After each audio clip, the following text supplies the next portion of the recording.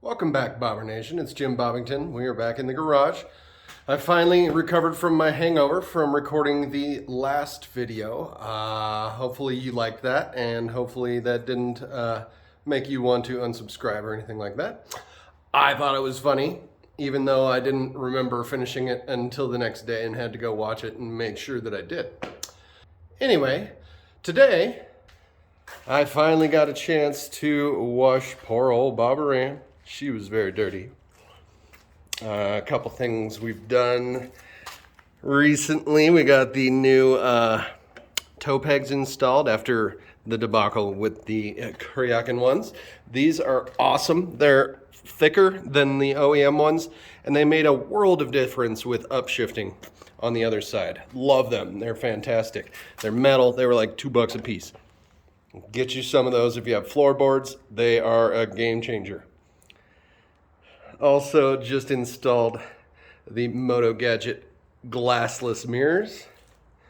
It's hard to believe that is not glass. That is just polished aluminum. These things are badass and look wonderful. But what we're doing today is installing the brand new license plate relocation bracket from Coyote Customz. Coyote Customz is a new company.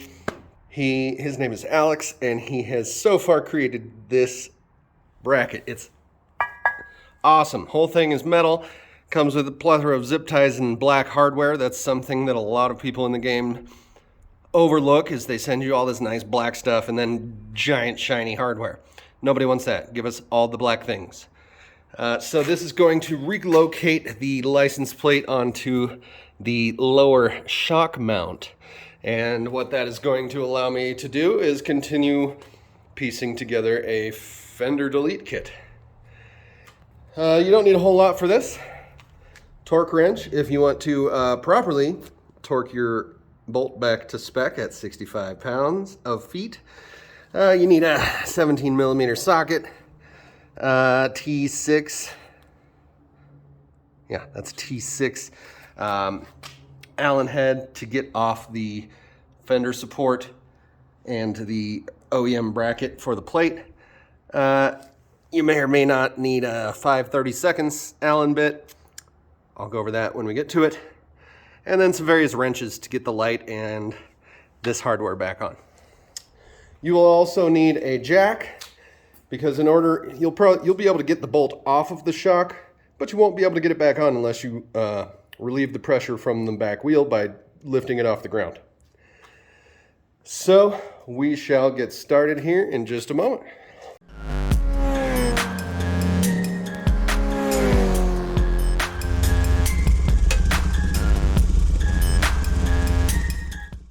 Okay, so first place to start is removing these two bolts for the fender support on the left-hand side. This will allow us to disconnect the wire that goes into the light, so that we'll be able to easily pull that out without it dangling there, and then doing this second. So as you can see, I already have this light disconnected. The other one goes into the taillight.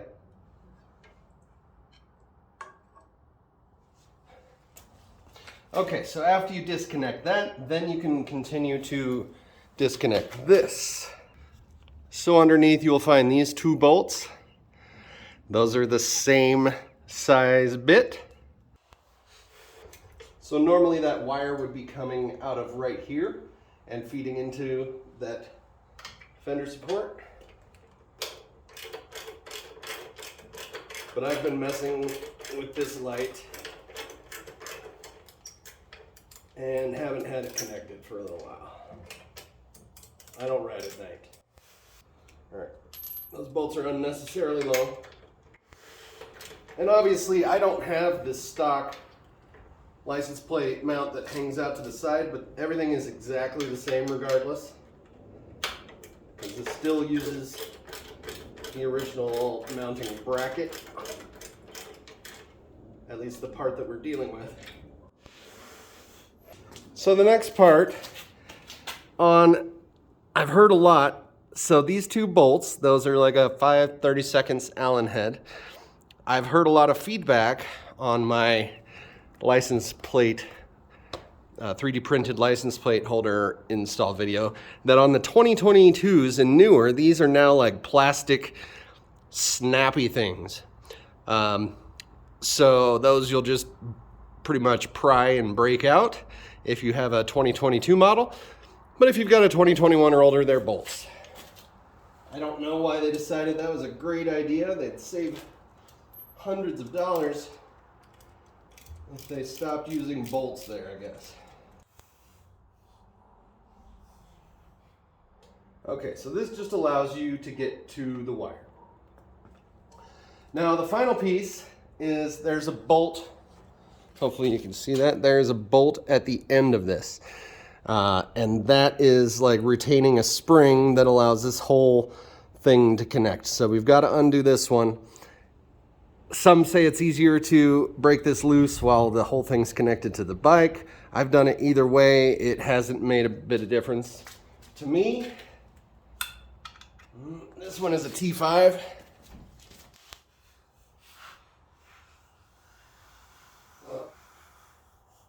Okay, so once that's finally removed, you'll be able to wriggle the whole thing apart. And so you can kind of see there's a channel that the wire was routed into, and you might have to just wiggle it a little bit. Wiggle, wiggle, wiggle, yeah. So then the final part of getting the light out is tacking these two nuts here. And again, this may look different than stock, but it is the exact same thing. My nuts are a little more of a pain in the butt to get to. These are easier to remove on the OEM version.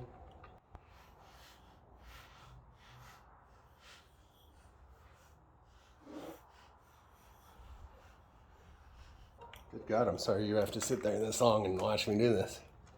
Whew. Okay, so then with all that, you should be able to pull it out. Although I will need to disconnect my wiring, because that's not going to fit. Well, maybe it'll fit. Let's find out.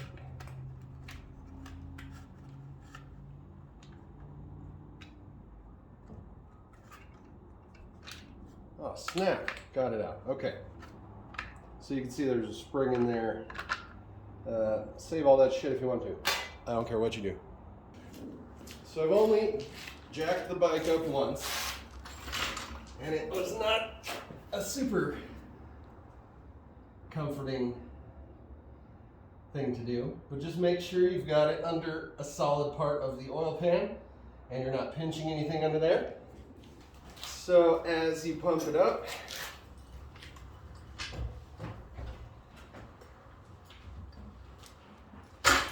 you want to pull it towards you. Make sure you got the bottom flat.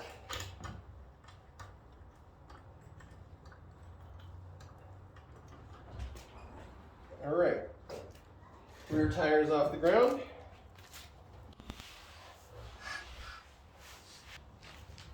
I like to strap it for safety because it scares the crap out of me that it's just floating in the air by itself. Nimbly bimbly.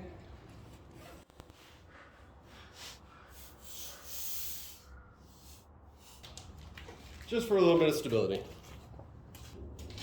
I'm going to let it down on the ground for just a second so we could bust the bottom bolt loose over here first.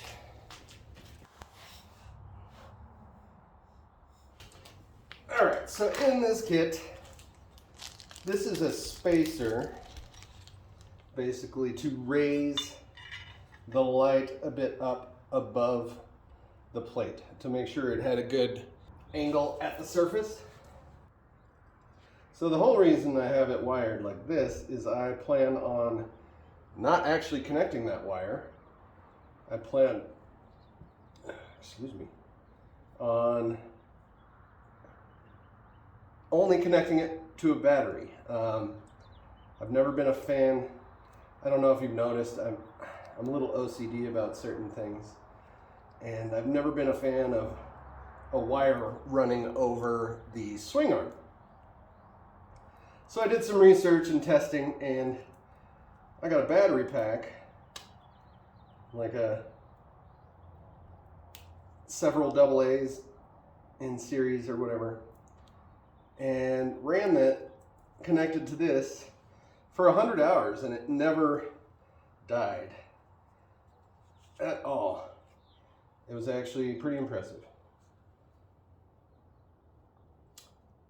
And so I'm just going to carry that battery pack around with me in case I need it. I can slap it on there. I'm going to do Velcro on the back and run it that way. So yeah, put your spacer first, run the wires through it, screw the light right down. Let's take a guess at which of these hardware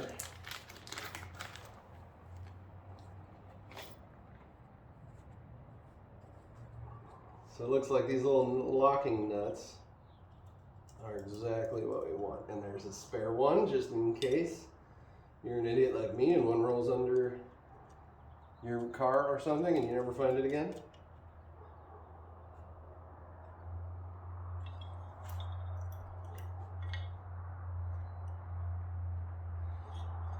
I've held off for a long time on something like this because nothing ever looked clean enough for me. And Alex hit me up and I was like, heck yeah, I want that. This is probably, that's really cool that he also gives you the hardware for your plate. So that you have matching hardware. So let's toss those on. Let's get it all installed. And I don't give a shit about airplanes. I wanted something as close to turquoise as they had, and this was it. This was the winner. I mean, airplanes are cool and all. Somebody's out there is probably laughing at me right now that I'm using this type of wrench. So I believe technically you're supposed to mount it with the words facing out so that you read up to down. So we'll go ahead and install it that way. And I love that he made slots instead of just holes. All right, so washers go underneath, locking nut.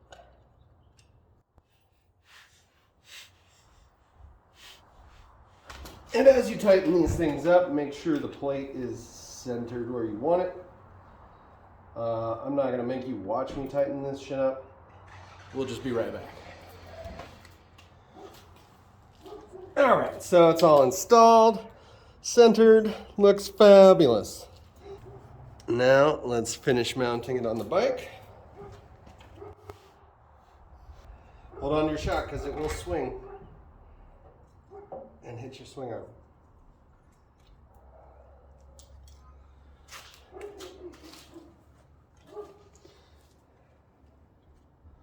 Okay, so really all you gotta do is sandwich it in there.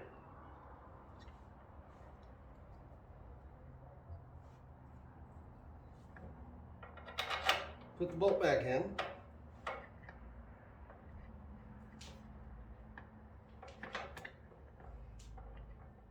This is where we'll need to completely jack the bike up, back up off the ground.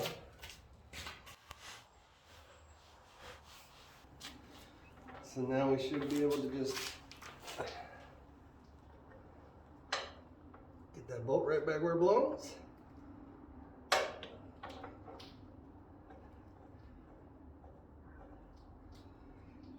And at this point you can adjust the angle, further back, further forward.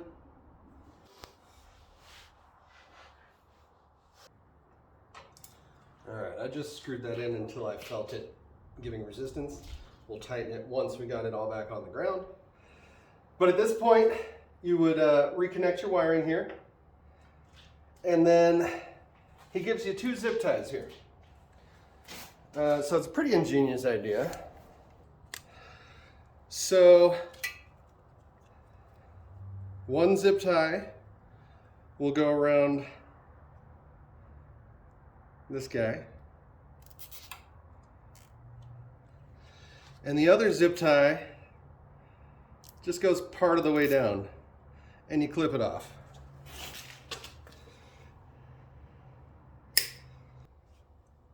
I don't have a belt guard, and that's why I would not install it this way. But most people still have their belt guard on, and that's how you basically pinch this extra zip tie up underneath here when you install it, and that will allow it to hold it tight against the belt guard, and it's not floppy outside. So you run all the slack on the inside and pinching that head, and obviously you can play with the location of it, but pinching that head of that extra zip tie will keep it from flopping around on the outside.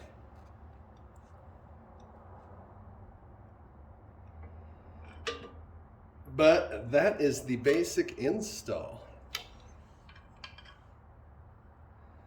So like I said, I will be running a battery pack that I'll be able to Velcro underneath only when I need it.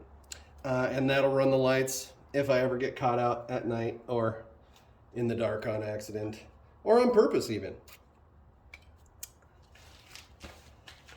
But I'm gonna go ahead and get this finished up.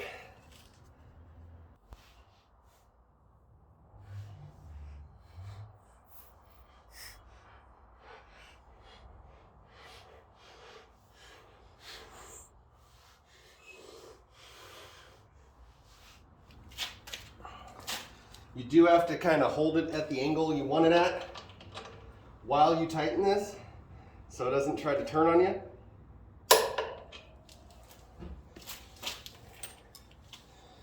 But that's it. Let me get it in the sun. We'll get a good look at it. So I think that really cleans up the rear end quite a bit. Plus now I don't have to worry about where the license plate goes when I do remove my fender.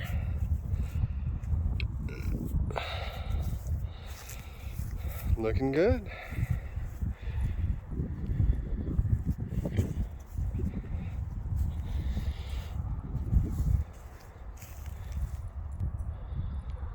As always, thanks for watching. This is Jim Bobbington reminding you, don't be a skid mark. We'll see you next time.